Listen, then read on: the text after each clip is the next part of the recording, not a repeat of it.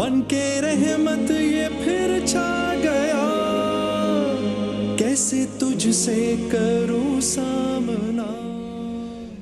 न बचा बचा के तू रख इसे, न बचा बचा के तू रख इसे, तेरा आईना है वो आईना। जो शकिस्ता हो तो अजीज तर है निगाहे आईना साज में। इस शेर में इकबाल ने आपके मेरे दिल का जो गम है और जो अंदर की तकलीफ है उसकी बात की है। आज जो तकलीफ हमको मिली, दो रास्ते हैं, या तो ये कि उस तकलीफ की वजह से हम हौसला हार जाएं, और या ये कि उस तकलीफ की वजह से फिर से पुरअज़्म हो जाएं। ये दिल है ही टूटने के लिए, ये दिल है ही गम को जगह देने के लिए। मेरे अजीज दोस्तों, हम वो कौम हैं जो अल्लाह रब्बुल इज़्ज़त और उसके रसूल के नाम पर बनाई गई। ये वो कौम है जिसके नसीब में दुख सहना लिखा है। ये वो कौम है जो हर बार गिर के खड़ी हो जाती है। ये वो मुल्क है जिसको इस्लाम का किला कहा जाता है। हाँ, हम वो हैं जो इस्लाम के किले में रहते हैं। जब हम खुश होते हैं तो पूरा आलम इस्लाम खुश हो जाता है। जब हम परेशान होते हैं ना, सारा आलम इस्लाम परेशान हो जाता है। आज एक नात पढ़ने को दिल कर रहा है, और इस नात में अपने नबी हज़रत मोहम्मद सल्लल्लाहु अलैहि वसल्लम के सामने अपने दुख को रखेंगे और नबी सल्लल्लाहु अलैहि वसल्लम से ये अर्ज़ करेंगे, मैं तो उम्मती हूँ ऐ शाहे उम्म, कर दे मेरे आका अब नज़रे करम। मैं तो उम्मती हूँ ऐ शाहे उम्म, कर दे मेरे आका नज़रे करम। मैं तो बेसहारा हूँ, दामन भी है खाली, नबियों के नबी तेरी शान है निराली। मैं तो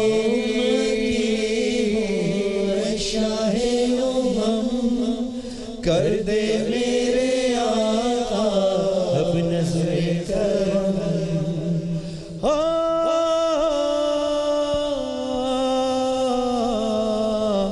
गम के अंधेरों ने यूं घेरा हुआ है, आका दुश्वार अब जीना मेरा हुआ है। बिगड़ी बना दे मेरी तैबा के वाली, बिगड़ी बना दे मेरी तैबा के वाली। नबियों के नबी तेरी शान है निराली। मैं तो उम्मती हूँ ऐ शाहे उम्म, कर दे मेरे आका नज़रे करम। जिसको बनाया गया वो ही अर्शे बरी है, आपके सिवा ऐसा कोई नहीं है। जिसकी न बात कोई रब ने भी टाली, जिसकी न बात कोई रब ने भी टाली। नबियों के नबी तेरी शान है निराली। मैं तो उम्मती हूँ ऐ शाहे उम्म, कर दे मेरे आका नज़रे करम। मैं तो बेसहारा हूँ, दामन भी है खाली, नबियों के नबी तेरी शान है निराली। मैं तो उम्मती हूँ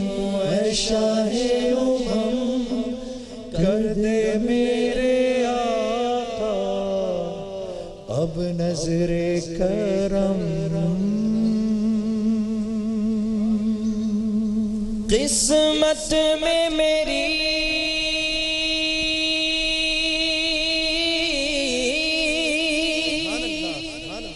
قسمت میں میری چین سے جینا لکھ دے،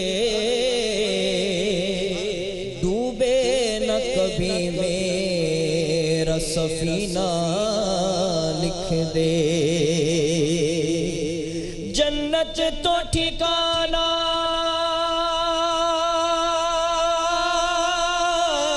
ہے، جنت تو ٹھکانہ ہے مگر دنیا میں اے کاتب تقدیر مدینہ لکھ دے، کہیے تاجدار حرم تاجدار حرم ہو نگاہ کرم وہ کرم، تاجدار حرم ہو نگاہ کرم، ہم غریبوں کے دل بھی سنور جائیں گے، تاجدار حرم تاجدار حرم ہو نگاہ کرم، ہم غریبوں کے دل بھی سنور جائیں گے، تاجدار حرم ہو نگاہ کرم، ہم غریبوں کے دن بھی سنور جائیں گے، حامی بے کسا حامی بے کسا کیا کہے گا جہاں آپ کے در سے خالی اگر جائیں گے، تاجدار حرم تاجدار حرم کشو مدینے چلے، میں کشو مدینے چلے، آؤ مدینے چلے، آؤ مدینے چلے، آؤ مدینے چلے، اسی مہینے چلے، آؤ مدینے چلے، آؤ مدینے چلے، دکرل جو علم سب چھٹتے گئے، دکرل جو علم سب چھٹتے گئے، حسنین کے صدقے بٹتے ہیں، مدینے چلے، آؤ مدینے چلے، آؤ مدینے چلے، میں کشو آؤ مدینے چلے، چشم ساقی کوثر سے پینے چلے، میں کشو آؤ مدینے چلے، آؤ مدینے چلے، آؤ مدینے چلے، آؤ مدینے چلے، تجلیوں کی عجب ہے فضا مدینے میں، نگاہ شوق کی ہے انتہا مدینے میں، غم حیات نہ خوف قضا مدینے میں، نماز عشق کریں گے ادا مدینے میں، ادھر ادھر نہ بھٹکتے پھرو خدا کے لیے، براہ راست ہے راہ خدا مدینے میں، مدینے چلے آؤ مدینے چلے، مدینے چلے، مدینے چلے، مدینے چلے، مدینے چلے، مدینے چلے، اسی مہینے چلے آؤ مدینے چلے، میرے آقا کا در ہوگا پیش نظر، میرے آقا کا در ہوگا پیش نظر، چاہیے اور کیا میں مدینے چلا، چاہیے اور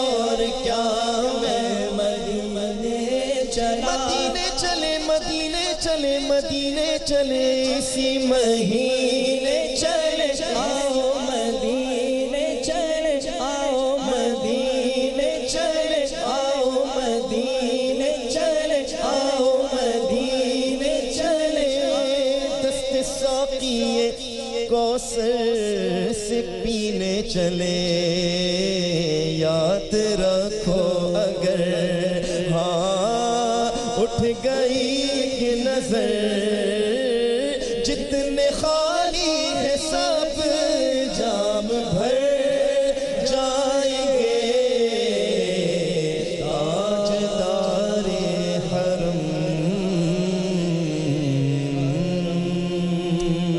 سبحان اللہ سبحان کیوں آ گیا بن کے رحمت یہ پھر چھا گیا کیسے تجھ سے کروں سامنا گر رہا ہوں ذرا تھامنا خالی دامن السلام علیکم ورحمۃ اللہ وبرکاتہ۔ عزیزان گرامی، معاشرے میں ایک عوام اپنے حاکم سے کیا مانگتی ہے؟ عدل۔ اور جب کوئی ایسا ناگزیر واقعہ ہو جائے جس میں کوئی قتل و غارت ہو تو فوراً سے پیشتر انگلی حکام پر جاتی ہے، جو کہ ایک فطری بات ہے۔ لیکن یہاں جو میرے ساتھ دو علماء کرام بیٹھے ہیں، مولانا عمران بشیر صاحب اور مفتی سہیل رضا امجدی صاحب، میں ان حضرات سے یہ پوچھتا ہوں، پہلے مفتی سہیل رضا امجدی صاحب سے میں یہ پوچھوں گا کہ حضرت والا ٹھیک ہے، انگلی فوراً اٹھی حاکم کی طرف، لیکن کچھ میری بھی تو ذمہ داریاں ہیں، وہ کیا ہیں؟ بسم اللہ الرحمن الرحیم، اللہم صلی علی سیدنا و مولانا محمد وعلی آلہ و اصحابہ وبارک وسلم۔ جنید بھائی، سب سے پہلے تو میں تعزیت پیش کروں گا جناب امجد صابری، اللہ تعالیٰ ان کو غریق رحمت فرمائے۔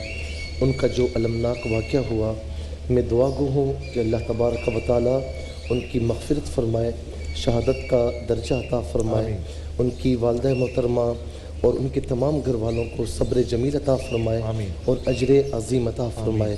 اور اب ان کا ہم پر سب سے بڑا حق یہ ہے کہ ہم ان کے لیے دعائے مغفرت بھی کرتے رہیں، اور ماہ رمضان اتنا پیارا مہینہ ہے، اس میں نیکیوں کی تعداد بھی بڑھ جاتی ہے، تو اس میں خوب ان کو ایصال ثواب بھی کریں، یہ ان کا ہم پر سب سے بڑا حق ہے۔ اب جو بات آپ نے کی کہ اب جنید بھائی بات یہ ہے کہ یہ واقعات سن کر اور اپنی آنکھوں سے دیکھ کر اب میں یہ سمجھتا ہوں کہ ہمارے دل بھی سخت ہو گئے ہیں، بالکل ہو گئے، اور اب کوئی اتنا اثر بھی نہیں ہوتا۔ یعنی ایک شخص کو آپ دیکھیں نا کہ اس کا آپ مال بھی لے لیں، اس کا گھر بھی چھین لیں، اسے کپڑے بھی چھیننے کی کوشش کریں، وہ تو بیچارہ پاگل ہو جائے گا نا۔ تو ہماری کیفیت اس وقت معاشرے میں من حیث القوم یہ ہو چکی ہے کہ ہم اب توجہ بھی نہیں کرتے، اور اب میں کہتا ہوں کہ بار اتنی بار یہ مسائل ہم نے بیان کیے، یہ ٹاک شوز ہوئے، اب تو زبان بھی ساتھ نہیں دیتی کہ ہم کچھ کہیں، بات اب یہ ہو چکی ہے۔ بہرحال حق پہنچانا ہمارا کام ہے، آپ کا کام ہے، تو اس پلیٹ فارم سے جہاں تک ہو سکا ہم ظاہر ہے کہ اللہ رسول کی بات، شریعت مطالعہ کی بات ہم کریں گے۔ دیکھیں، ایک جانب حضرت عمر رضی اللہ تعالیٰ نے یہ فرماتے ہیں کہ دریائے فرات کے کنارے اگر ایک بکری کا بچہ بھی پیاس سے مر جائے تو عمر روز قیامت تجھ سے سوال ہوگا، کلکم راعٍ وکلکم مسئول عن رعیتہ، ہر ایک تم میں سے نگہبان ہے، کوئی اپنے ملک کا نگہبان ہے، کوئی اپنے شہر کا، صوبے کا، کوئی اپنے علاقے کا، کوئی اپنی فیکٹری ادارے کا، کوئی اپنی دکان کا، کوئی اپنے گھر کا، اور ہر ایک اس کا نگہبان بھی ہے اور مسئول عن اللہ بھی ہوگا روز قیامت۔ دوسری بات یہ ہے کہ اب ہم سارا دوش ایک ہی طرف دیتے رہیں کہ جی یہ ہے، وہ تو اپنی جگہ ہے، لیکن کچھ ذمہ داریاں ہماری بھی بنتی ہیں، بے شک کچھ ذمہ داریاں ہماری بھی بنتی ہیں۔ کیوں کہ حدیث پاک میں اللہ رب العالمین نے فرمایا کہ ان لنفسک علیک حقا، کہ بے شک تیرے نفس کا، تیری ذات کا بھی تجھ پر حق ہے۔ اگر میں دیکھتا ہوں کہ حاکم وقت یا کوئی بھی جو ارباب اقتدار ہیں وہ کچھ نہیں کر رہے، تو مجھے اپنی حفاظت کے لیے جو بھی ضروریات میں سے ہیں مجھے وہ برے کار لانا ہوگا۔ اور سب سے پہلے میں یہ بھی عرض کروں کہ کیا ہی اچھا ہو، جنید بھائی آپ بھی چاہتے ہیں، میں بھی چاہتا ہوں، میں نے تو یہ چیزیں بہت قریب سے دیکھی ہیں، میں ان چیزوں سے گزر کر بھی آیا ہوں اور موت کو بہت قریب سے دیکھا ہے. اللہ رب العالمین نے وہ بچانے والا ہے. لیکن میں کہتا ہوں کہ اگر آپ ہر ایک کی تمنا ہوتی ہے کہ میری حفاظت کی جائے, میری جان کی حفاظت ہو, لیکن کیا یہ اچھا نہیں کہ ہم اس کی حفاظت میں آ جائیں جسے کوئی نہیں دیکھ رہا. اگر ہم گھر سے نکلتے وقت آیت الکرسی پڑھ لیں تو حضور نبی کریم علیہ السلام نے فرمایا کہ 70,000 فرشتے صبح پڑھی جائے تو شام تک اس کی حفاظت کرتے ہیں, شام کو یا رات کو پڑھی جائے تو صبح تک 70,000 فرشتے اس کی حفاظت کرتے ہیں. دوسری میں بڑی اہم بات جو کرنے والا ہوں وہ اس حوالے سے کہ میں اگر یہ سمجھوں گا کہ میں حق پر ہوں اور جنید صاحب آپ حق پر نہیں ہیں اور جو حق پر نہ ہو میں اسے ماروں, تو یہ بڑا غلط رویہ معاشرے میں پنپ رہا ہے. اور میں اس میں یہ بھی سمجھتا ہوں کہ ہر ایک کو اپنا حق ادا کرنا ہے. مثال کے طور پر گھر میں اگر والد ہے, وہ گھر کا سربراہ ہے, وہ اپنے بچوں کی تربیت اس طرح کریں کہ بچے کسی کو اپنا دشمن نہ سمجھیں. کوئی استاد ہے, وہ اپنے شاگردوں کی تربیت اس لحاظ سے کریں کہ شاگرد اپنے علاوہ اوروں سے بھی محبت کریں. اور اسی طریقے سے جو ائمہ ہیں, جو مساجد میں ہوتے ہیں, جن کے ہاتھوں میں محراب و منبر ہے, ان سے بھی عرض کروں گا کہ سب کی یہ ذمہ داری بنتی ہے کہ جب جمعۃ المبارک میں یا ماہ رمضان میں یا عیدین میں یا نمازوں میں جب لوگ آتے ہیں تو ان کی تربیت اس طریقے سے کی جائے کہ آپس میں پیار, محبت اور اخوت بیدار ہو جائے, جو قرآن کریم ہم سے چاہتا ہے کہ انما المؤمنون اخوہ, کہ تمام ایمان والے بھائی ہیں. اور حدیث پاک سناتے ہوئے اپنی بات ختم کرنا چاہوں گا کہ حضور نبی کریم علیہ السلام نے فرمایا کہ مسلمان ایک جسم کی مانند ہے. مسلمان ایک جسم کی مانند ہے. ہم یہاں پر بیٹھے ہوئے ہیں, دنیا کے دوسرے کونے میں مسلمان ہے, وہ ہمارا جسم کا حصہ ہے. اور جسم کے کسی حصے میں تکلیف ہو تو پورا جسم اس درد میں مبتلا ہوتا ہے. اللہ آپ کو بہت بہت جزائے خیر دے. صاحب بالکل صحیح فرمایا آپ نے کہ ہم ایک جسم کی طرح ہیں. ایک مولوی عمران صاحب ایک حدیث میرے ذہن میں آتی ہے اور میں چاہتا ہوں کہ آپ گفتگو کو اس کے ارد گرد ہی رکھیں میری بات کے وقت, کیونکہ ہمارے پاس تھوڑا ہے. کہ ایسے روایت میں آتا ہے کہ بنی اسرائیل میں جب لوگوں نے اللہ کی نافرمانیاں شروع کی تو ایک آدمی ان میں آ کر کہتا ہے, جو نیک لوگ تھے, کہ بھائی تم ایسا نہ کرو, لیکن ملنا جلنا اٹھنا بیٹھنا انہی کے ساتھ ہے, ہاں, لیکن کہہ رہا ہے ایسا نہ کرو. تو اللہ رب العزت نے ان کے قلوب کو خلط ملط کر دیا آپس میں. اب ہم یہ دیکھتے ہیں کہ ایک ہی محلہ ہے, اسی محلے میں بریلوی مسلک کے لوگ بھی ہیں, دیوبندی مسلک کے لوگ بھی ہیں, اہل حدیث بھی ہیں اور اہل تشیع بھی ہیں. اور دوسرے فرقے کا کوئی آدمی مرتا ہے تو اندر ایک تسکین محسوس ہوتی ہے کہ اچھا ہوا مر گیا, کیونکہ نعوذ باللہ وہ تو اسلام کے دائرے سے ہی باہر ہے. یہ ایک مزاج بن گیا بدقسمتی سے پورے معاشرے کا. اور ہم کو اس بات کا احساس نہیں ہوتا کہ کل ہمارا اپنا بھی کوئی رشتہ دار مرے گا, کیونکہ وہاں موت ہوئی ہے تو یہاں بھی موت ہوئی. تو یہ عقل سلیم کیوں نہیں استعمال ہوتی کہ بھائی اگر وہاں پہ کوئی مرا ہے تو ادھر بھی کوئی مرے گا. یہ معاشرے کے اندر سے یہ جو نفرت کی لعنت ہے یہ آئی کیسے, اس کو کیسے نکالا جائے بیچ میں سے؟ بسم اللہ الرحمن الرحیم. نبی کریم صلی اللہ علیہ وسلم کی جنید بھائی ایک بڑی معروف حدیث ہے کہ جب میری امت میں 3 بیماریاں آ جائیں گی تو پھر ان کو اللہ کے عذاب سے کوئی چیز نہیں روک سکے گا. سب سے پہلی چیز فرمائی, اذا عظمت امتی الدنیا نزعت منها حیبت الاسلام. جب میری امت کے دلوں کے اندر دنیا کی عظمت آ جائے گی تو پھر اسلام کی عظمت اور حیبت دلوں سے نکل جائے گی. اور جب اسلام کی حیثیت اور وقت دلوں سے نکل جائے گی تو گویا کہ وہ اللہ کے کاغذوں سے بھی وہ نکل گئے. اور دوسری بات جو آپ فرما رہے ہیں کہ دوسروں کو دیکھتے تھے, اس کا تو چھٹے پارے کے آخر میں ذکر بھی ہے, لعن الذین کفروا من بنی اسرائیل علی لسان داود و عیسی ابن مریم ذالک بما عصوا وکانوا یعتدون کانوا لا یتناہون عن منکر فعلوا. دوسروں کے ساتھ میل جول بھی رکھتے اور روکتے بھی نہیں تھے. کوئی برائی کر رہا ہے تو وہ کر رہا ہے, مجھے اس سے کیا غرض. یہ بیماری تھی تو رب نے ان پہ لعنت بھیجی, حالانکہ ان پہ دعوت والا کام دوسروں کو سمجھانا فرض بھی نہیں تھا اس درجے میں جس درجے میں امت محمدیہ صاحبہ علیہ السلام پہ ہے. تو دوسری بات آقا کریم علیہ السلام نے یہ فرمائی کہ جب میری امت امر بالمعروف اور نہیں عن المنکر کو چھوڑ دے گی تو حرمت برکت الوحی, تو قرآن کی جو برکات ہیں اس سے محروم ہو جائے گی۔ اور تیسری بات فرمائی، یعنی آپ کے کہنے کا مطلب قرآن پڑھیں گے سمجھ نہیں آئے گا، سمجھ بھی نہیں آئے گا، اور قرآن کی جو برکات ہیں وہ بھی سمجھ میں نہیں آئیں گی، اور وہ بھی ان کو نصیب نہیں ہوں گی کہ قرآن کیا کہہ رہا ہے وہ بھی سمجھ میں نہیں آئے گا، اور قرآن کے پڑھنے پہ جو برکات ملتی ہیں وہ بھی اس سے بھی محروم ہو جائیں گے جب امت دوسروں کی فکر کرنا چھوڑ دے گی۔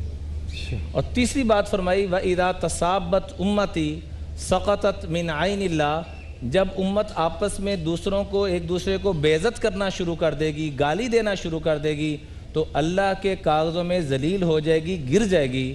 اور اس کے ساتھ میں ایک یعنی بات، تو کافر میں جی، مسلمان تو کافر، بلکہ حدیث پاک میں تو آتا ہے یعنی کہ کلمہ گو کو جب ہم جی پر سب و شتم شروع کریں گے ہاں ہم اسپیشلی تو اللہ کی نگاہ سے گر جائیں گے گر جائیں گے۔ اور کافر کہنا تو اتنی بڑی گالی ہے کہ نبی کریم صلی اللہ علیہ وسلم نے اس گالی دینے والے کو تو یوں فرمایا، مثال کے طور پر آپ مسلمان ہیں اور آپ سے ایک تو ہم نے فتوے کو اپنی جیب کے اندر رکھا ہوا ہے، فٹ سے نکالتے ہیں، جس کے بارے میں حضور علیہ الصلوۃ والسلام نے فرمایا کہ علامات قیامت میں سے ایک بات یہ ہوگی اور امت کی تباہی کا وہ وقت ہوگا کہ افتوا بغیر علم ضلوا واضلوا، کہ بغیر علم کے، بغیر قرآن و حدیث کے اوپر گرفت رکھنے کے خود فتوے دیں گے، خود بھی گمراہی کی طرف جائیں گے، دوسروں کو بھی گمراہی کی طرف لائیں گے۔ میں ایک مختصر بات حضرت کروں گا۔ وقت ختم ہو رہا ہے، وقت ختم ہو رہا ہے۔ انشاءاللہ میں اس بات کو انشاءاللہ جب آپ حضرات ہمارے ساتھ ہوں گے لیں گے۔ ابھی ہم اذان فجر کے لیے ایک بریک لیتے ہیں، یہ علماء کرام ہمارے ساتھ ہیں اور انشاءاللہ اس موضوع پر ہم ان حضرات کے ساتھ سری کی اذانوں کے بعد انشاءاللہ بات کریں گے۔ ایک بریک لیتے ہیں۔ السلام علیکم ورحمۃ اللہ۔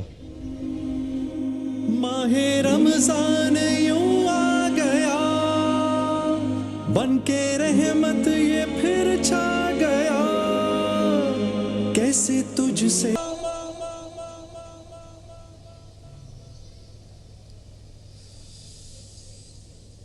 اللہ اکبر اللہ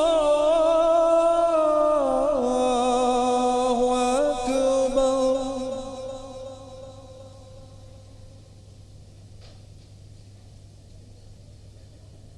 اشہد ان لا الہ الا اللہ،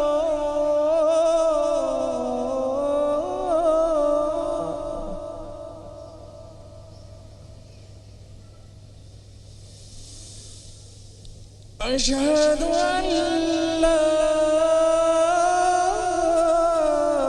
الہ الا اللہ،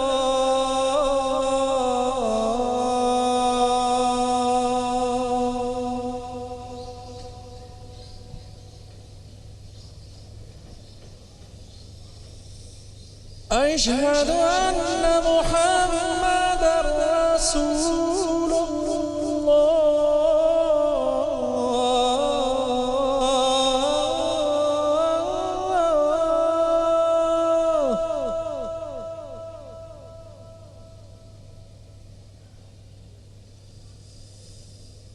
اشہد ان محمد رسول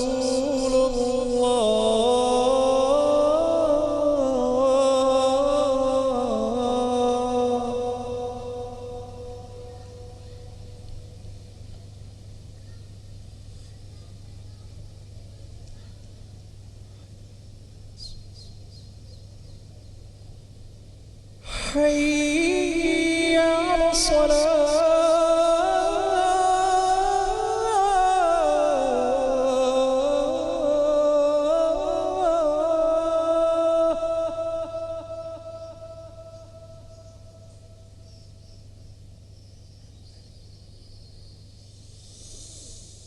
حي على الصلاة،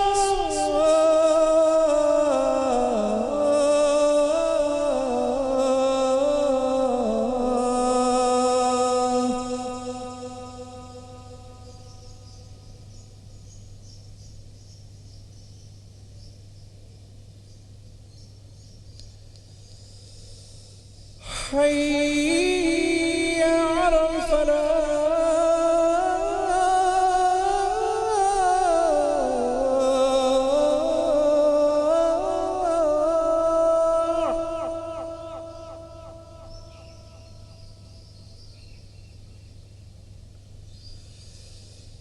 حي على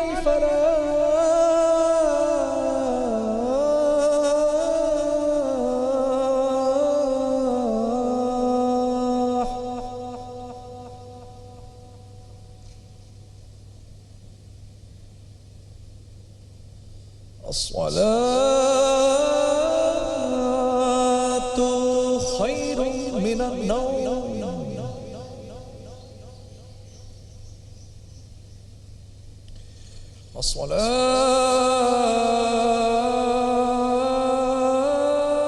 الصلاة خير من النوم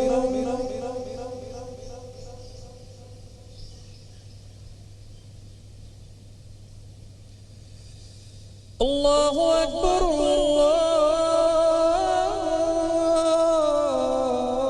الله أكبر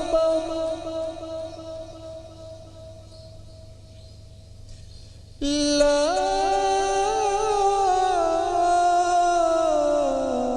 إله إلا الله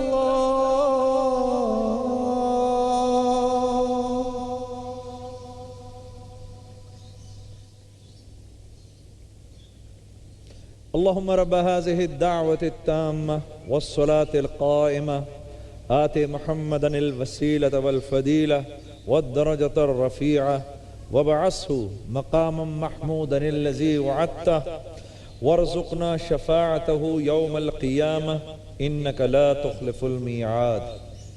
عزیزان گرامی، میرے بھائیوں، دوستوں، میرے بزرگوں، اذان کے بعد دعا قبول ہوتی ہے اور اذان کے فوراً بعد عافیت کی دعا کرنی چاہیے. اللہم انی اسألک العفو والعافیت فی الدنیا والآخرہ وصلی اللہ تعالی علی خیر خلقہ محمد وآلہ واصحابہ اجمعین برحمتک یا ارحم الراحمین.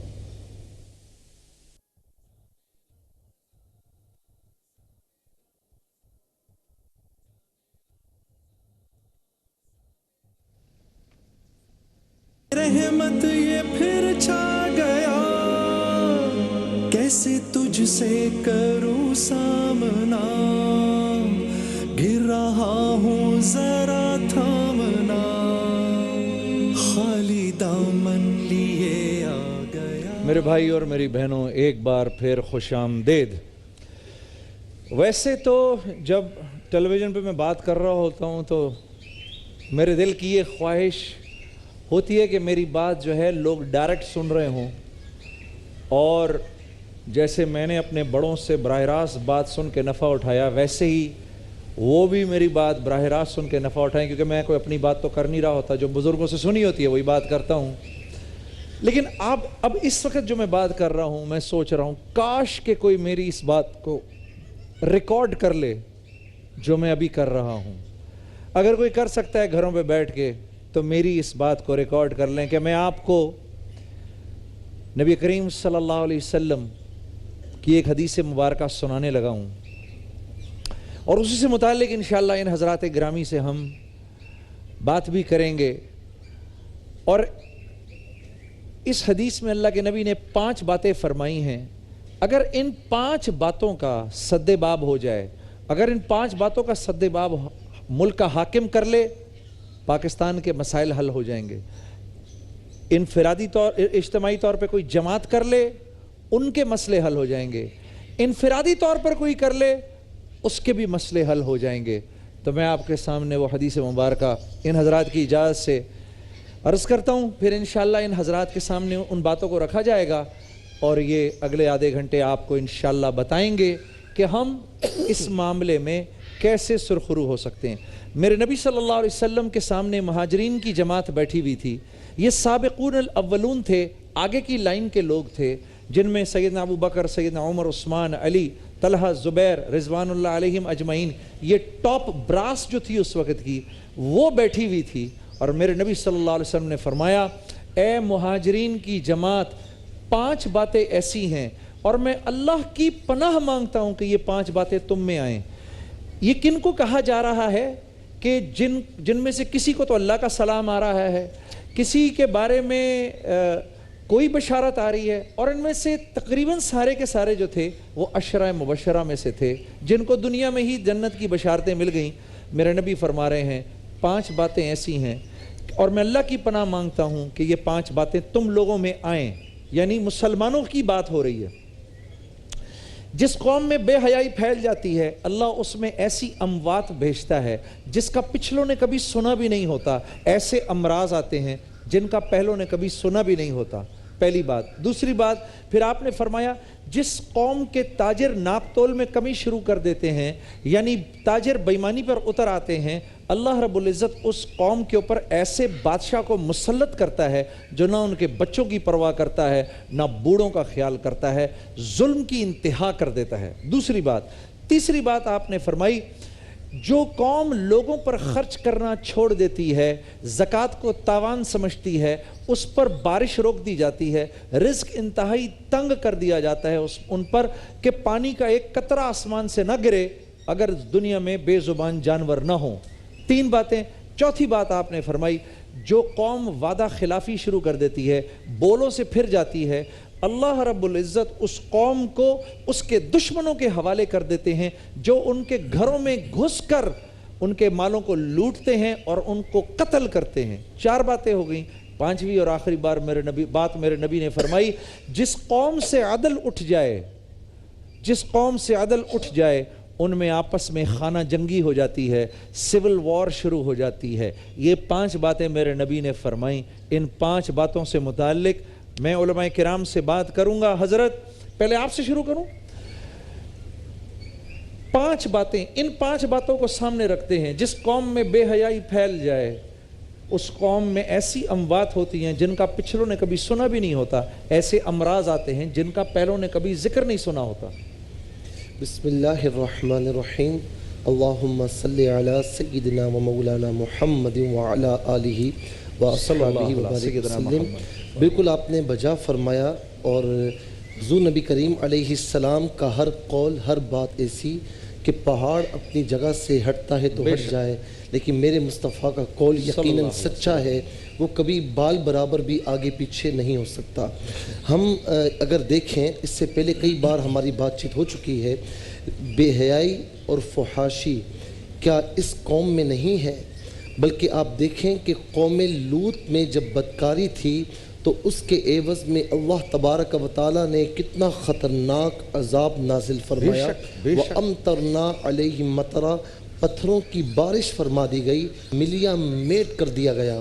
لیکن آج آپ دیکھیں کہ ان تمام اقوام میں نوح علیہ السلام سے موسیٰ علیہ السلام تک جتنی اقوام آئیں ان میں 1 2 3 گناہ تھے جس کی پاداش میں عذاب الہی سے دوچار ہونا پڑا۔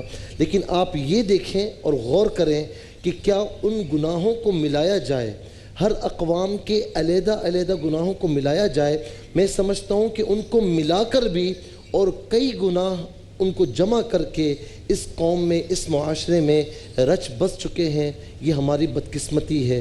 کیا بے حیائی اس قوم میں نہیں ہو رہی؟ کیا فحاشی ختم ہو چکی ہے؟ کیا بے پردگی ختم ہو چکی ہے؟ یہ تمام چیزیں ہو رہی ہیں۔ گھر گھر میں آپ یہ دیکھ لیں، اس کا سدباب ہو سکتا ہے نا؟ نہیں، بالکل ہو سکتا ہے۔ میں وہی بات کر رہا ہوں جو ہم نے سیری سے پہلے کی کہ ہر چیز ہم حاکم وقت پر یا حکمران پر ڈال دیں، ایسا نہیں۔ یہ ہمارا انفرادی فعل بھی آتا ہے، اجتماعی طور پر بھی سدباب ہو سکتا ہے، لیکن سب سے پہلے ہماری عادت کیا بن چکی ہے جنید بھائی؟ یہ بے شک ہماری عادت یہ ہے، اور یہ نہیں دیکھتے کہ یہ تینوں انگلیاں خود میری طرف آ رہی ہیں۔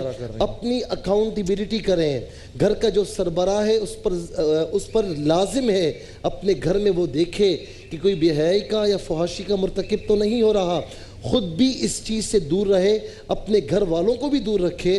میں سمجھتا ہوں کہ جتنے میرے سننے والے اس وقت سننے والے ہیں، دیکھنے والے ہیں، ساری چیزیں چھوڑ دیں اور اپنا محاسبہ شروع کریں، اصلاح کی ابتدا اپنی ذات سے شروع کریں، تو میں سمجھتا ہوں کہ اس کا سدباب بالکل ممکن ہے۔ جب گنتی میں 1 آتا ہے نا تو پھر 2 بھی آتا ہے، 3 بھی آتا ہے، 4 بھی آتا ہے۔ جب 1 ہی نہیں آئے گا تو 2 اور 3 کہاں سے آئیں گے؟ اللہ آپ کو جزائے خیر دے۔ مولانا دوسرا پہلو کہ جب تاجر بے ایمان ہو جائے گا تو ظالم بادشاہ کا اللہ تسلط فرما دیں گے۔ بسم اللہ یہ الرحمن، بادشاہ بھی اللہ ہی کی طرف سے آئے گا یقیناً۔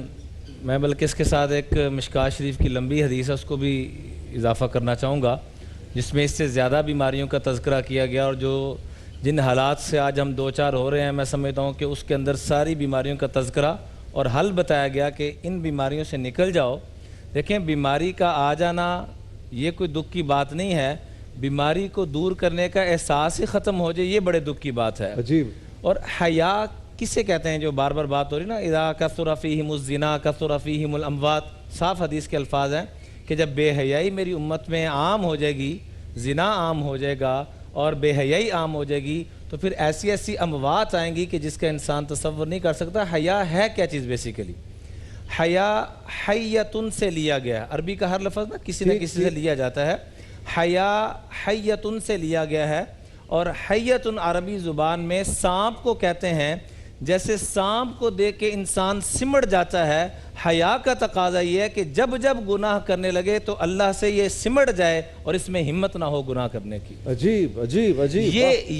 یہ صفت مقصود ہے مسلمان سے۔ جب یہ آ جائے گی تو سارے معاملات باقی رہا۔ جب ظلم کریں گے، ناپ تول میں کمی کوتاہی کریں گے، دیکھیے حدیث پاک میں آتا ہے کہ اللہ تعالیٰ نے جزا سزا کو قیامت کے ساتھ جوڑا ہے، لیکن دو گناہ ایسے ہیں جس کی سزا دنیا میں لیے بغیر انسان جا نہیں سکتا۔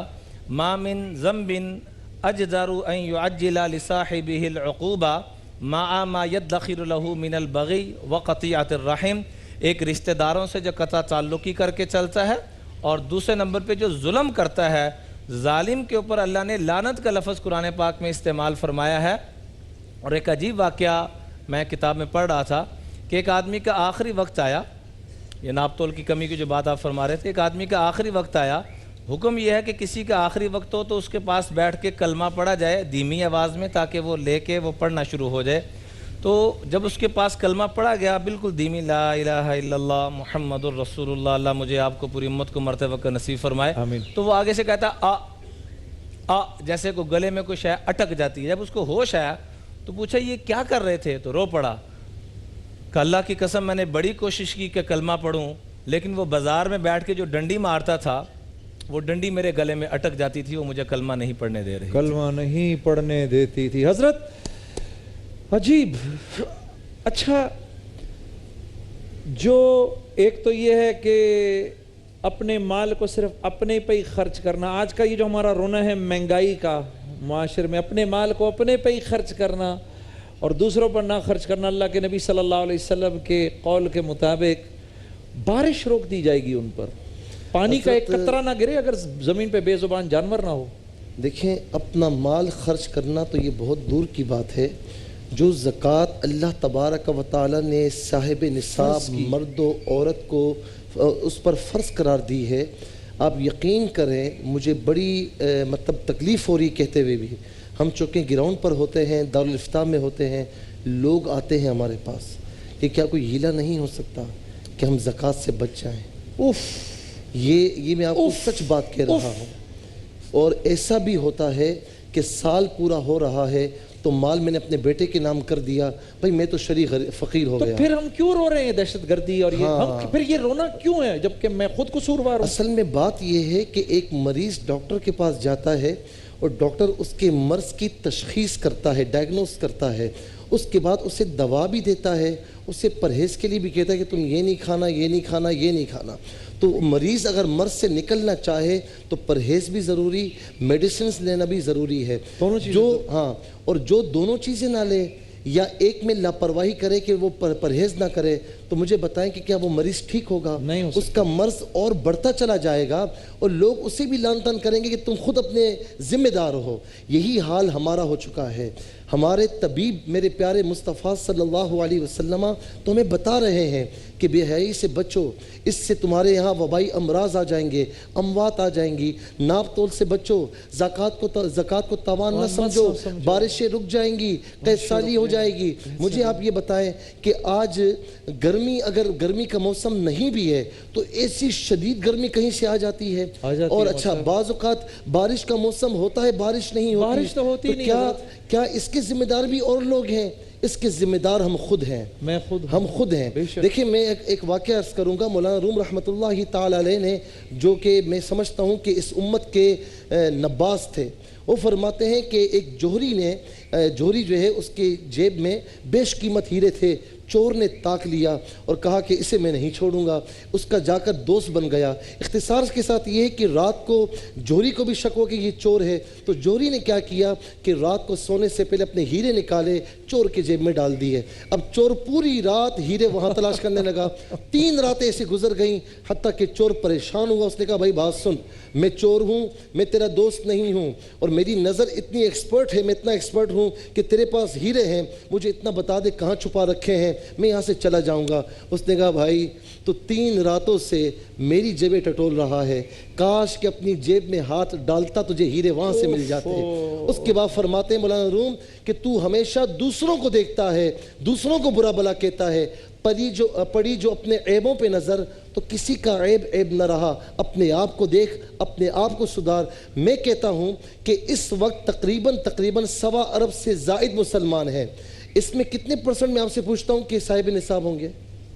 کافی ہوں گے ان سے، یعنی آپ منیمم کر لیں 10-15% تو ہوں گے۔ ان سے اگر یہ سب اپنی زکوٰۃ صحیح طریقے سے ادا کرنا شروع کر دیں تو مجھے بتائیں، اپنے ایمان سے بتائیے گا، ہاتھ پھیلانے والے ختم ہو جائیں گے، ہاتھ پھیلانے والے ختم نہیں ہوں گے۔ اس کا مطلب کیا ہے؟ کمی ہم میں ہے، ہم بلکہ ببانگے دہول اللہ تبارک و تعالیٰ کے عذاب کو دعوتیں دے رہے ہیں۔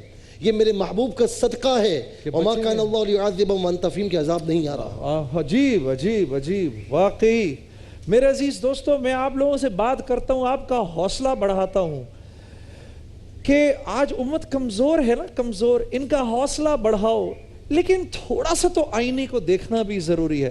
میں کیسے آپ کا خیر خواہ ہو سکتا ہوں اگر میں آپ کو یہ نہ بتاؤں کہ آپ کو بیماری کیا ہے؟ وہ آپ کو پتہ ہے جب نبی کریم صلی اللہ علیہ وسلم نے پہلے اپنے خاندان کو بلایا تو پہلے کیا فرمایا کہ اگر میں تم سے یہ کہوں کہ اس پہاڑ کے پیچھے ایک فوج چھپی ہوئی ہے اور اس انتظار میں کہ تم پہ حملہ کرے تو میری بات کا یقین کر لو گے؟ اس میں 2 باتیں تھیں چھپی ہوئی، ایک تو یہ کہ آپ صلی اللہ علیہ وسلم ان پر اس بات کو ظاہر کرنا چاہتے تھے کہ آپ سچے ہیں اور صادق ہیں، جس کو وہ بھی مانتے تھے۔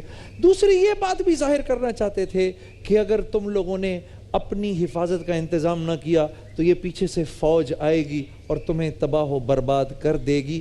تو دونوں ہی باتیں ضروری ہیں۔ مولوی صاحب، اللہ کے نبی صلی اللہ علیہ وسلم نے یہ جو حدیث بیان کی، اس میں چوتھی بات، جب زبان سے پھرو گے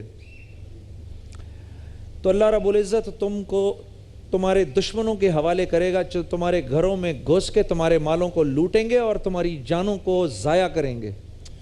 حدیث پاک میں آتا ہے جنید بھائی کہ یتبع المؤمن علی الخصال کلھا الا الخیانۃ والکذب، کہ مومن سے ہر گناہ ممکن ہے کہ یہ بھی ہو جائے، یہ بھی ہو جائے، لیکن نبی کریم صلی اللہ علیہ وسلم نے فرمایا کہ مومن ہو اور وہ اپنی بات سے پھر جائے، خیانت کرے، وعدہ خلافی کرے اور بددیانتی بدنیچہ ہو جائے، یہ نہیں ہو سکتا۔ اور دوسرے نمبر پہ مومن، مولوی صاحب تھوڑا سا آگے ہو کے بیٹھیں، اگر یہ کرے تھوڑا سا آگے ہو کے بیٹھ جائیں، ہاں، ورنہ اس پہ بات کر لیے گا۔ جی، حدیث پاک میں آتا ہے کہ مومن سے ہر غلطی ممکن ہے، لیکن مومن ہو اور وہ جھوٹ بولے، مومن ہو اور وہ بددیانتی کرے، یہ نہیں ہو سکتا۔ اس کے مقابلے میں سیدنا علی کرم اللہ وجہ ایک روایت نقل کرتے ہیں تاکہ ہم امت کو جس چیز پہ لانا چاہتے ہیں اس کی فضیلت کو بھی پیش کریں۔ حضرت علی المرتضیٰ رضی اللہ تعالیٰ عنہ فرماتے ہیں، نبی کریم صلی اللہ علیہ وسلم سے یہ بات نقل کرتے ہوئے کہ آقا کریم علیہ السلام ایک دفعہ وضو کر رہے تھے، ان نبی صلی اللہ علیہ وسلم توضأ یوما فیتمسحون اصحابہ بوضوئہ، صحابہ اس جو پانی ٹپک رہا تھا اس کو لے رہے تھے اور اپنے چہروں پہ مل رہے تھے۔ مجھے نہیں ملا، حضرت مولانا مفتی سہیل رضا امجدی صاحب کو مل گیا تو میں ان کے چہرے پہ ہاتھ لگا کے اپنے چہرے پہ ہاتھ لگا رہا ہوں۔ تو آپ نے جب یہ منظر دیکھا تو صحابہ سے بڑی حیرانگی سے پوچھا، ما حملکم علی ھذا، یہ کیا کر رہے ہو؟ تو صحابہ نے جواب دیا، حب اللہ و رسولی، اللہ اور اس کے رسول کی محبت میں یہ کر رہے ہیں، اور کتنے خوش قسمت سے کہ آقا کا چہرہ لگا ہوا پانی ان کو مل رہا ہے، کیا مقدروں والے وہ لوگ تھے۔ تو آگے سے آقا کریم علیہ السلام نے قیامت تک آنے والے انسانوں کے لیے چونکہ رہبر اور رہنما اللہ نے بنا کر بھیجا، تو رہنمائی فرماتے ہوئے فرمایا، من سرہ ان یحب اللہ و رسولہ، جو یہ چاہتا ہے کہ اللہ اور اس کے رسول سے محبت کرے۔ اور ایک روایت میں یوں فرمایا، اس سے بھی بہت بڑے درجے کی بات کہ جو یہ چاہتا ہے کہ اللہ اور اس کا رسول اس کو اپنا محبوب بنا لے تو وہ 3 کام کرے۔ سب سے پہلی بات یہ فرمائی فَلْيَصْدُقْ حَدِيثَهُ اِذَا حَدَّثَ، ہمیشہ سچ بولے، اور دوسرے نمبر پہ فرمایا ہمیشہ جو وعدہ کرے، جو آپ فرما رہے تھے نا وعدہ خلافی، وعدہ کرے تو وعدے کی وفا کرے، اور تیسرے نمبر پہ اپنے پڑوسیوں کا خیال کرے، اور فرمایا جو پڑوسیوں کو اذیت دیتا ہے وہ پڑوسی کو نہیں، من آذا جارہ فقد آذانی، اس نے امام الانبیاء کو اذیت پہنچائی۔ عجیب۔ اور جو پڑوسی کا اکرام کرتا ہے اس نے امام الانبیاء صلی اللہ علیہ وسلم کا اکرام کیا۔ تو یہ 3 باتیں جو ہمیں اللہ اور اس کے رسول صلی اللہ علیہ وسلم کے کاغذوں میں محبوب بنا دیں گی، اور اگر یہ چھوڑیں گے تو جیسے آپ نے حدیث مبارکہ پیش کی پھر دشمنی ہمارے اوپر مسلط ہے۔ یہ مولوی صاحب آپ سے میں یہ پوچھنا چاہتا ہوں، میں دنیا بھر گھومتا ہوں، آپ یقین کریے جن کو نعوذ باللہ تو نہیں کہنا چاہیے، جن کو غیر مسلم کہتے ہیں، جن کو منہ پھاڑ پھاڑ کے کافر کہتے ہیں، مولانا میں کیسے بتاؤں آپ کو، مولوی صاحب وہ سب کچھ کر لیں گے، وہ جھوٹ نہیں بولتے مولوی صاحب وہ جھوٹ نہیں بولتے۔ آپ یقین کریے امیگریشن پر چلے جائیں، آپ وہاں جا کر کھڑے ہو جائیں، وہ جو آپ سے پوچھ رہا ہے آپ جواب دیں، کچھ نہیں کہے گا آپ کو، اس کو ہلکا سا شک ہوا آپ نے جھوٹ بولا ہے، مولانا ان کے نزدیک جھوٹ اتنا بڑا کرائم ہے، انہیں یقین ہی نہیں آتا کہ کوئی انسان جھوٹ بول سکتا ہے۔ ان کو معلوم ہے نا کہ جھوٹ خرابیوں کی بنیاد ہے، برائیوں کی جڑ ہے۔ بظاہر معاشرہ کامیاب جن چیزوں سے ہوتا ہے انہوں نے مسلمانوں کی وہ چیزیں اپنا لی ہیں۔ اب مجھے یہ بتائیں کہ وہاں پر کہیں لائن لگی ہوئی ہوتی ہے، یہ منظر آپ نے بھی دیکھا ہوگا، تو کیا کوئی لائن توڑتا ہے؟ کبھی سوچ بھی نہیں سکتے مولوی اچھا آپ ہنستے ہوں گے، میں بھی ہنس رہا تھا کہ یار یہ کیا ہے، یہ لائن ہم نے اپنے ملک میں یہ چیزیں نہیں دیکھی ہیں بالکل کہ کہیں پر لائن لگی ہوئی، کوئی بڑا آدمی آ گیا فوراً لائن توڑتا وہ آگے چلا گیا، وہاں کوئی بھی نہیں آئے گا۔ تو انہوں نے اپنے بچوں کو بچپن ہی سے یہ چیزیں سکھائی ہیں کہ تمہیں یہ کرنا ہے، تمہیں کسی سے خدا نہ خواستہ کوئی ناراض ہو گیا ہے تمہیں اس سے سوری کرنی ہے۔ یہ چیزیں ہم اپنے بچوں کو نہیں سکھاتے۔ اس وقت برا کہنے سے کام نہیں چلے گا، اپنی اصلاح کیجئے، اپنی اور معاشرے کی اصلاح کیجئے۔ اسی حدیث پاک کا آخری جز جو آپ نے بیان فرمایا، عدل و انصاف کیا ہمارے یہاں ہے؟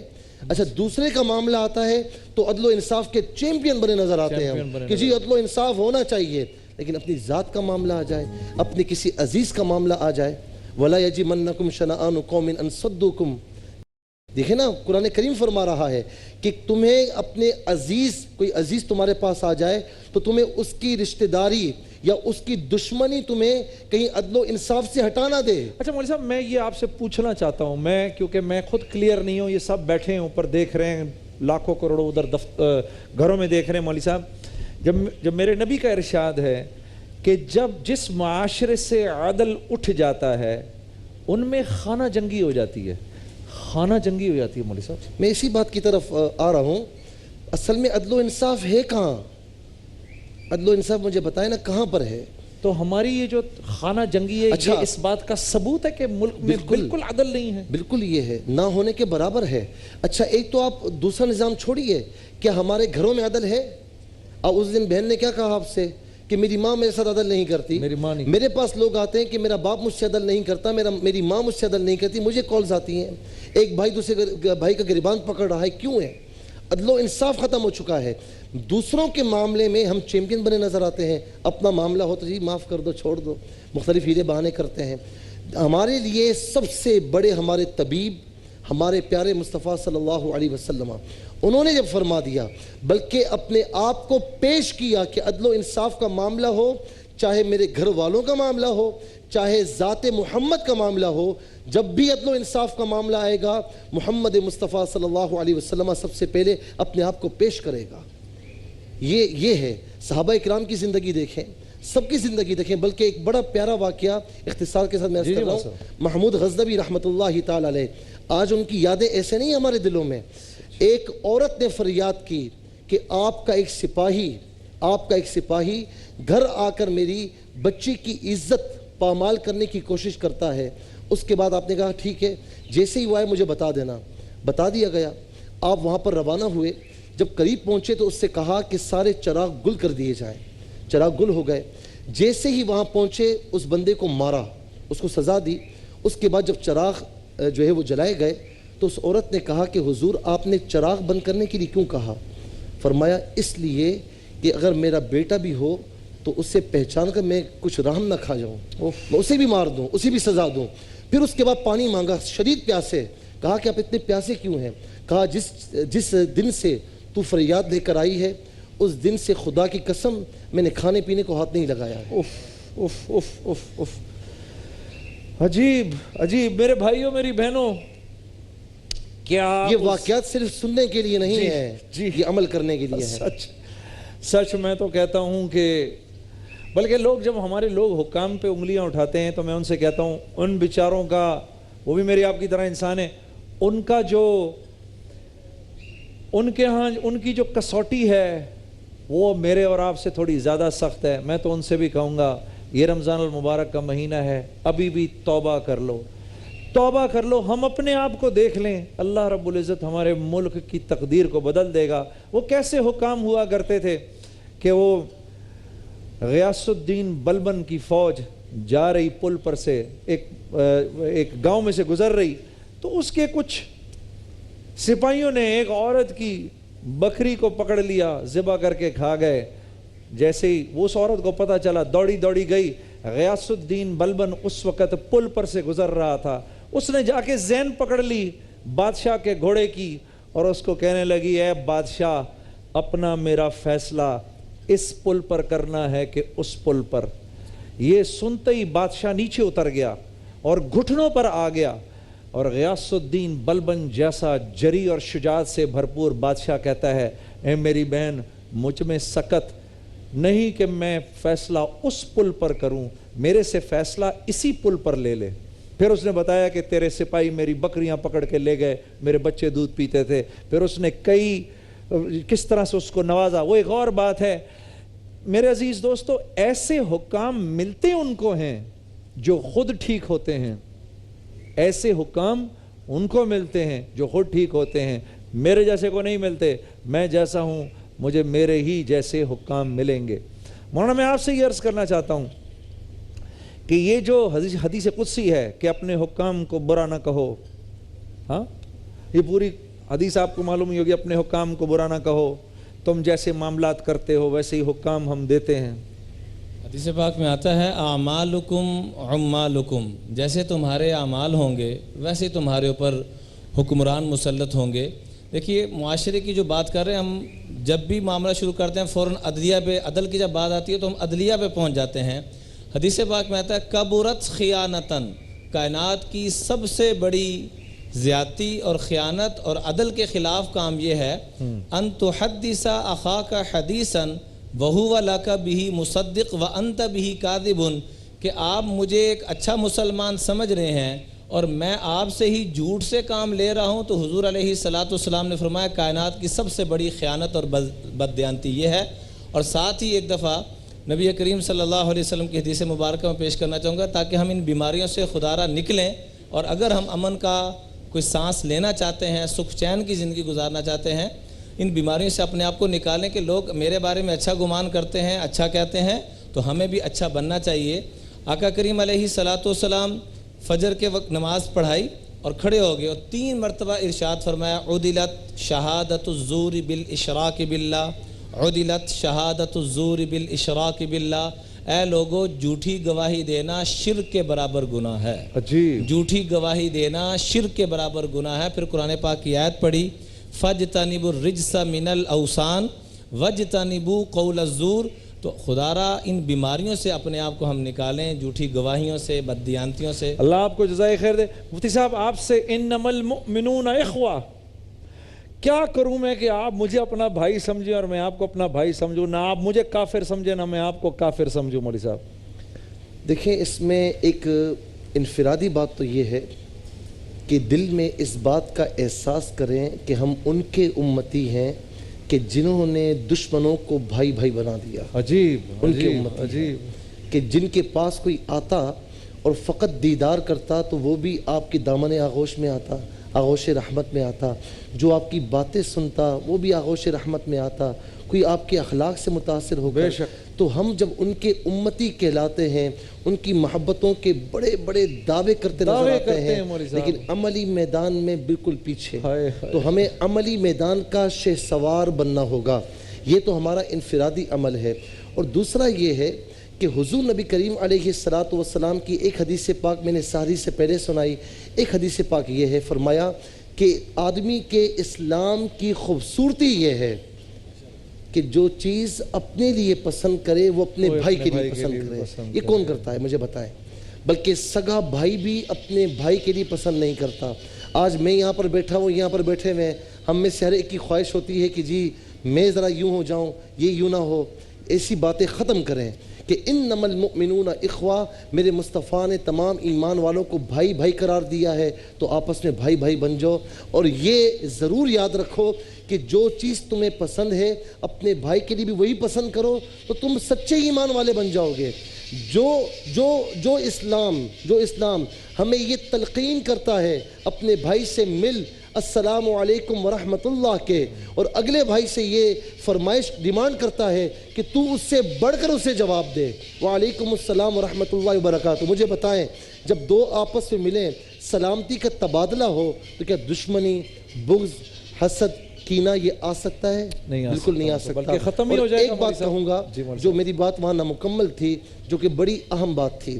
یہ ہمارے یہاں عام طور پر، میں اور ممالک میں کہیں پر گیا ہوں تو وہاں پر مجھے باقاعدہ آتھورائزڈ ادارے نظر آئے کہ جہاں پر مفتیان بھی ہیں، ان سے ملاقاتیں بھی ہوئیں. ابھی جو آپ فرما رہے تھے بڑی ضروری بات، یہ فرما دیجئے. انہوں نے بتایا بھی کہ جی ہمارا باقاعدہ ایک تھنک ٹینک بنا ہوا ہے علماء کا، اور باقاعدہ تقریباً کہیں پر 10-12 علماء ہیں، کہیں 15 علماء ہیں، چوٹی کے علماء دین. تو وہ فتویٰ دیتے ہیں، اور وہ جس کو اتھورائز کرتے ہیں، جس کو تصدیق کرتے ہیں، وہی فتویٰ دینے کا اہل ہوتا ہے، اس کے علاوہ کوئی اور نہیں ہوتا. میں کہتا ہوں کہ یہاں ہمارے پاکستان میں، کراچی میں جو گلی گلی فتویٰ خانے کھلے ہوئے ہیں، بالکل میں ان کو دارالفتہ نہیں کہتا، یہ فتویٰ خانے خدارہ اس سے باز آئیں. میں یہ سجیسٹ کرتا ہوں، میں تو ایک چھوٹا آدمی ہوں، یہ مشورہ دیتا ہوں کہ ہمارے ملک کے جو چوٹی کے علماء دین ہیں ان کو یہ اختیار ہونا چاہیے، اور ان کی تصدیق سے وہ جس کے بارے میں تصدیق کریں کہ یہ مفتی ہے، یہ فتویٰ دینے کا اہل ہے، یہی دے سکتا ہے. میں سمجھتا ہوں کہ اسی کو حق ہونا چاہیے، ہر ایک کو یہ حق نہیں ہونا چاہیے. صاحب آپ نے بڑی اچھی بات کی. اس بات کو ہم چلائیں گے انشاءاللہ. ہم اس بات کو اپنے چینل سے اس بات کو چلائیں گے کہ ہر ایک کے ہاتھ کے اندر فتویٰ دینے کی اجازت نہیں ہونی چاہیے. علماء کرام آپس میں بیٹھ کر جن اداروں کے بارے میں حکم فرمائیں انہی کو دارالافتاء ہونا چاہیے، وہیں سے فتوے نکلنے چاہیے، تاکہ یہ گلی گلی فتوے نکل کر فتوے کی فیکٹریاں بن گئی ہیں. جی ہاں، گلی گلی جو ہر جگہ جو فتوے نکل رہے ہیں اور لوگوں کی زندگی عذاب ہو رہی ہیں، اس سے اللہ رب العزت ہماری حفاظت کرے. میرے بھائیوں اور میری بہنوں، یقین کرو معاملہ جو ہے وہ اپنا ہی ہے، اپنا ہی مسئلہ ہے. یقین کرو اپنا ہی مسئلہ ہے. اس رمضان میں آؤ عزم کریں. میں صرف ایک چھوٹی سی دعا کرتا ہوں، آپ اس پر آمین ہی بول دیں کہ اے اللہ اس رمضان المبارک تو مجھے توفیق عطا فرما کہ مجھے میرے اپنے اندر کی کمیاں نظر آئیں. اے اللہ تو مجھے ایسا بنا دے کہ میں یوں بولوں کہ سامنے والے میں کوئی برائی نہیں، مجھ میں کوئی اچھائی نہیں. مجھے ایسا بنا دے اے میرے رب کہ میں جدھر جاؤں میں تیرے دین کا پھیلانے والا بن جاؤں. آئیے اب ہم ایک دوسرے سے اجازت لیتے ہیں. انشاءاللہ افطار کی ٹرانسمیشن پر آپ سے ملاقات ہوگی. میں ایک مرتبہ پھر دونوں علماء کرام مولانا عمران بشیر صاحب اور مفتی سہیل رضا امجدی صاحب، حضرات آپ دونوں کا بہت بہت شکریہ. انشاءاللہ شام کو ملاقات ہوتی ہے. السلام علیکم ورحمۃ اللہ وبرکاتہ. ماہ رمضان یوں آ گیا، بن کے رحمت یہ پھر چھا گیا، کیسے تجھ سے کروں سامنا.